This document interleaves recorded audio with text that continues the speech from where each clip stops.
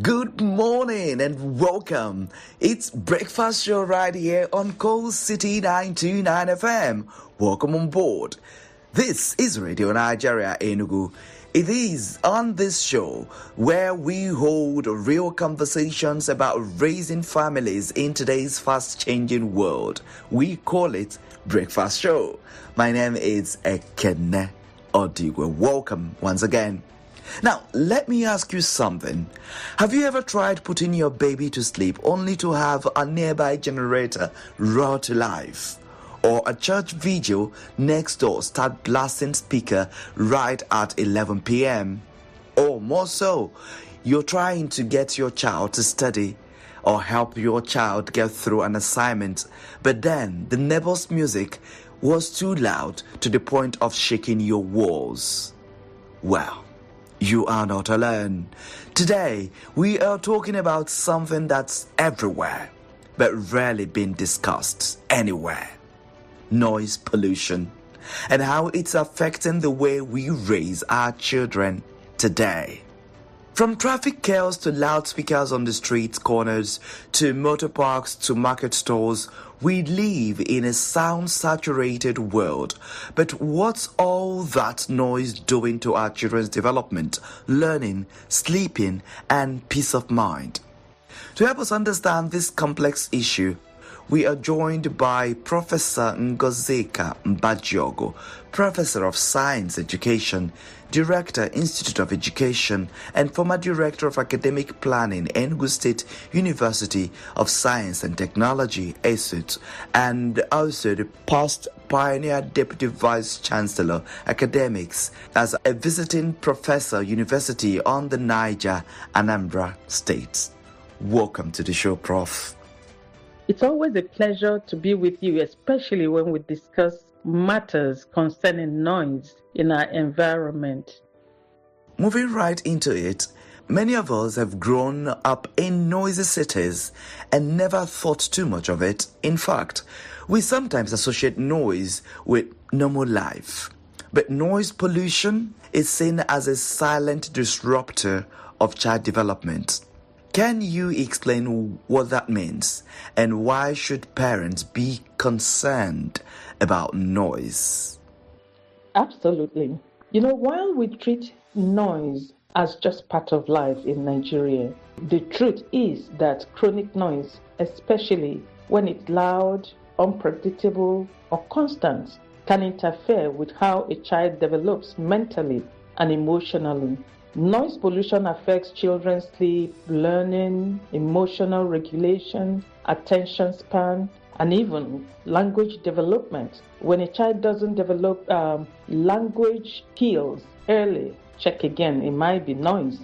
It's called a silent disruptor because the damage builds over time, often without any obvious signs. Parents should be concerned not just about loud, occasional noise, but about consistent exposure to background noise like traffic, generators, you'll be surprised, or even loud television, which can subtly hinder their child's growth. Research has actually shown that noise sensitivity, which is even more dangerous than the level of noise, that is, someone being sensitive to noise, is induced by exposure to traumatic noise. When the decibel level of sound exceeds 80 dB, it can be quite traumatic. If experienced over a long period of time, say more than 4 hours at a time, or in fact, experts will say 1 hour, and for more than once a month, it becomes traumatic. Such exposures induce noise sensitivity, and noise sensitivity is responsible for much of the mental health issues that people experience in later life, such as depression, anxiety, and such like things. So it is very, very crucial that parents protect their children from noise. Now, adults can block things out. We tune out the honking or ignore the neighbor's radio, but kids, they're still forming their filters. How do children experience noise differently than adults? Are their ears and brains more vulnerable? Of course, absolutely. Children's ears are more sensitive because their auditory systems are still developing. But more importantly, their brains are more vulnerable. The cognitive filters, that is, the mental tools we adults use to tune out background noise, are not yet fully developed. This means children struggle more to focus, to follow instructions, or to engage in deep thinking when the environment is noisy. This is especially true for children under the age of 7, when language and emotional skills are forming rapidly. More worrisome, though, is the effect on autistic children. In our society, autism statistics show that we have one autistic child in every 125 children. You can imagine that. Assuming on a street, you have like 500 children, you're looking at having like, shall we say, 4 children who are autistic. Now, autistic children find it very difficult to interact with others and to communicate. Noise causes mental overload for them, and quite often it causes pain. You can imagine a little child feeling pain and wouldn't even know where the pain is coming from and all that. So we need to be very careful how we expose children to noise. Noise from generators and from cars for those living near the road are inclusive. These are difficult to avoid. As parents, we have a duty to protect our children from noise. Because autism is a spectrum, so many children suffer from autism without being diagnosed. So we must shield them from the ones we can, that is, from the sources of noise that we can shield them from. For people who operate facilities where music is played, we must be very careful. So operating such facilities in a residential area must be prohibited, because people do not come out to advertise their problems. No parent will come out and tell you, I have an autistic child, so you don't play. And so we really have to operate, in such a manner that we take into consideration other people. Play with the assumption that the other person has an issue and needs to be protected. Otherwise, we cause undue pain and discomfort for others. And in such cases, these may lead to health challenges that could even be fatal, or mental illnesses such as anxiety and depression, even in childhood. Let's talk contexts. Nigeria is loud. We've got a generator culture because of power outages. We've got open air markets, religious events with huge speakers, even school assemblies with mega sound systems. Sometimes it feels like silence is abnormal. So I want to ask, is this just a public health issue, or is there a cultural side to our tolerance for noise? Honestly, I wish it was otherwise. It's both a public health issue and a cultural one. On one hand, it is a public health issue. Noise affects heart health, like we've said over and over and over again.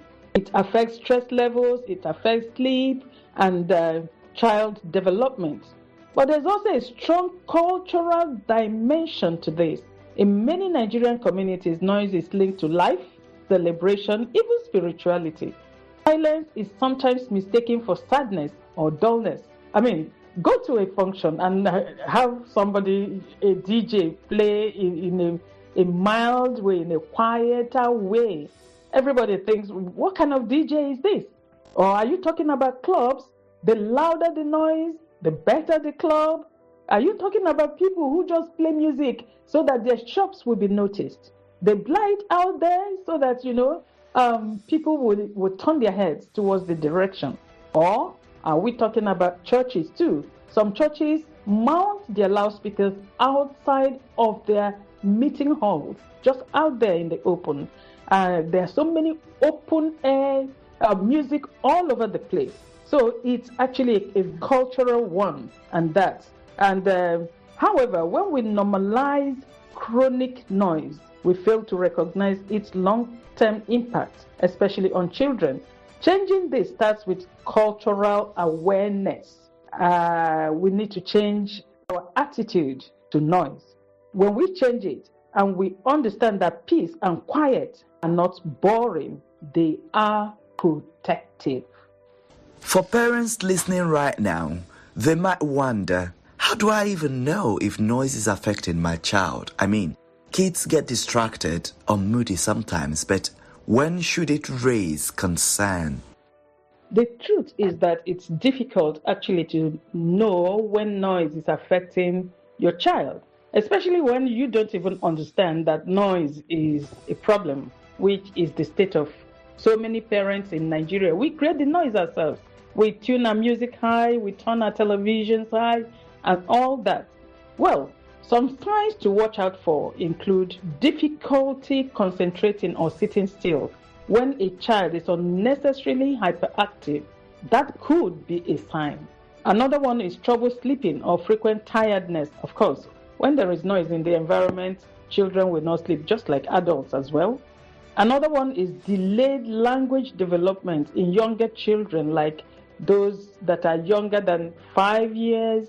When they have difficulty in language development, a parent should actually be on alert. Another one is increased irritability or emotional outburst. A child is angry all the time, and all that could be a sign. Then you come to headaches. When there is loud noise in the environment, the child always has headache.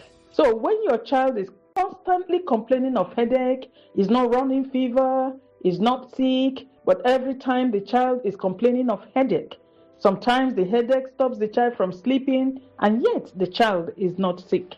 It's a time to look again. It might be noise in the environment. Another one is pain in the ear. If a child also complains of pain in the ear, then watch out. The noise in the environment might be really affecting and impacting that child negatively. While all kids have mood swings, sometimes if these behaviors are frequent and seem worse in noisy environments like near a market, near a school, a busy road, or worse still, near a club or factory, it's a red flag that noise might be part of the problem. Now, let's get to the part every parent wants, solutions. But let's face it, we cannot just move away from urban cities to escape noise. For families raising kids in noisy neighborhoods, what are some practical things they can do? This is a very difficult question to answer, but there's a lot families can actually do. Like for families that can move, assuming you are a tenant, the best thing is for you to move. But not everyone can move because of a number of reasons. But here are some practical tips. Create quiet zones in the home. Even a corner with books and headphones can help. I've found that, headphones or noise reducing or reduction earplugs, these can help. That is, you can determine the quietest corner or place in your home, some place that is further from the noise than others. Number 2, you can use white noise machines or apps to block out harsh external sounds like during sleep or study. A white noise machine is any device that can produce a soothing sound that can block out distracting or disturbing noises. A standing fan is often very good. I've had to use it a number of times, so I can recommend it to people. Develop a culture in the home of playing soft and quieter music, and play the television at very low decibel level, for Christ's sake. Why do you have to put the television at the highest volume in a home and your children are sitting around it at all times? Let's develop these habits. Again, avoid the use of generator as much as is possible. I wonder if we can really do that in Nigeria, but yeah, where it is absolutely impossible to not to use a generator, ensure the generator is as far from the hearing of the children as possible. Then we can negotiate for quieter music with churches around us, clubs around us, and shops around us. And where this fails, of course, we can report to the agencies, government agencies that handle these things. Other things that you can use curtains, rugs, and bookshelves to absorb sound in the home. And then teach kids the value of quietness. It's a gift, not a punishment, to be quiet. Well, small changes like these can create islands of calm in the middle of noisy environments. All right. If you're just joining us, we are discussing raising kids in a loud, noise-polluted world with Professor Ngozika Mbajiorgu, Professor of Science Education, Director, Institute of Education, and former Director of Academic Planning, Enugu State University of Science and Technology, ESUT, and also the past Pioneer Deputy Vice Chancellor, Academics, as a visiting professor, University on the Niger, Anambra State. Prof, let's talk about schools. Many schools are located near busy roads or loud marketplaces. People think of them as sites, and some even contribute to the noise with blaring PAs, public address systems. Should schools be more mindful of noise? What role does a classroom sound environment play in a child's education?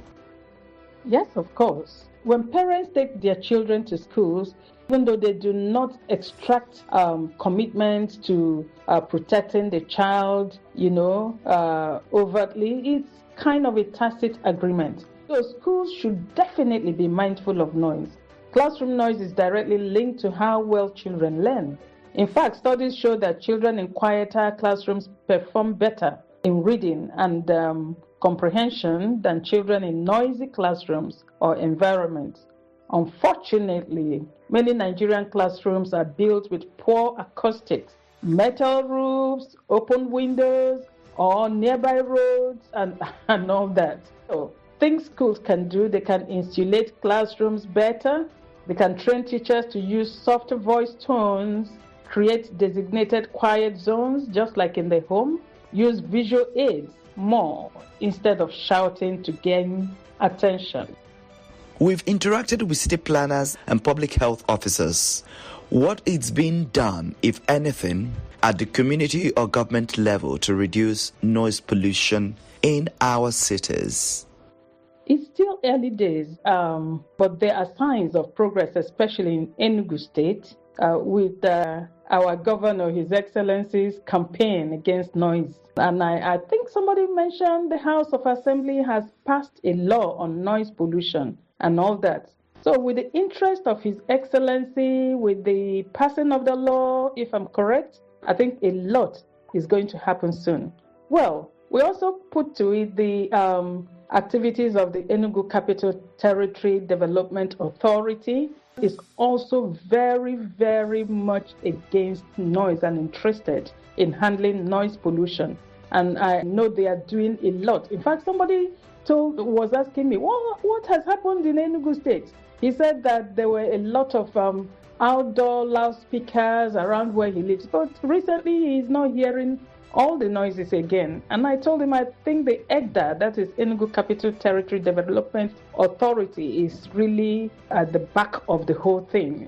They are really doing a lot. We thank them for trying to give us a quieter environment.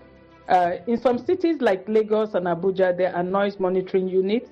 Like I said, in Enugu, we also have noise monitoring units. But we are hoping that they will get better and better. I keep saying that because that's what we are all praying and we are all hoping. And of course, if it becomes a culture with this administration, we know that the next administration may just carry on with what they have started and what they have instituted. Now, urban planners and public health experts are also beginning to talk about soundscaping. That is designing cities with sound in mind, but we need more advocacy, more policy enforcement, and more data on how noise affects children specifically. We're wrapping up soon, but I want to end on a hopeful note. What's your vision for the kind of sound environment we should create if we were intentional for the next generation of Nigerian children?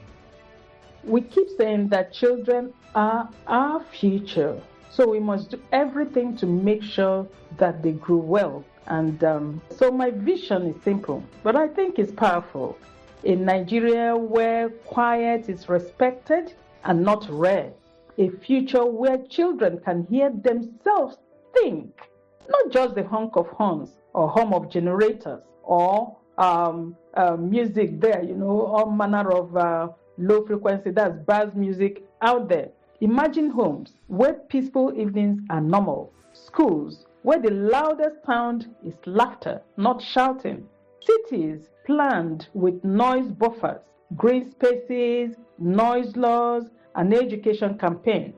If we start today as parents, teachers, planners, and leaders, we can build a more sound-conscious society, not just for our comfort, but for our children's potential. To everyone listening to me, the last words I have is that the sounds we allow around our children today will shape the minds they grow with tomorrow.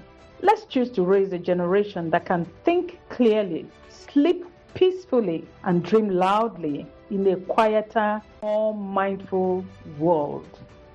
Indeed, this has been eye-opening. Truly, I think many parents will walk away from this conversation with new awareness and maybe even a few action points. Our guest has been Professor Ngozika Mbajiorgu, Professor of Science Education, Director, Institute of Education, and former Director of Academic Planning, Enugu State University of Science and Technology, ESUT, and also the past Pioneer Deputy Vice Chancellor, Academics, as a visiting professor, University on the Niger, Anambra State. Thank you for sharing your wisdom with us. Thank you once again for having me. I'm so passionate about noise pollution. So, anytime. Thank you. For everyone listening, remember this. Protecting your child's environment is not just about what they see, hear, or eat. It is also about what they hear. Let's work together to give our children a little more silence, a little more calm, and a whole lot more room to grow. That's all from Breakfast Show today. Till next time, stay aware, stay intentional, and stay listening. Producers has been Jude Obu and Anayo Egere. Supervisor is the General Manager, Coal City 929 FM, Enugu, Miss Kate Nebo. Executive Producer has been Executive Director, Radio Nigeria, Enugu Zonal Station, Dr. Ikechukwu Eze. My name is Ekene Odigwe. Good morning.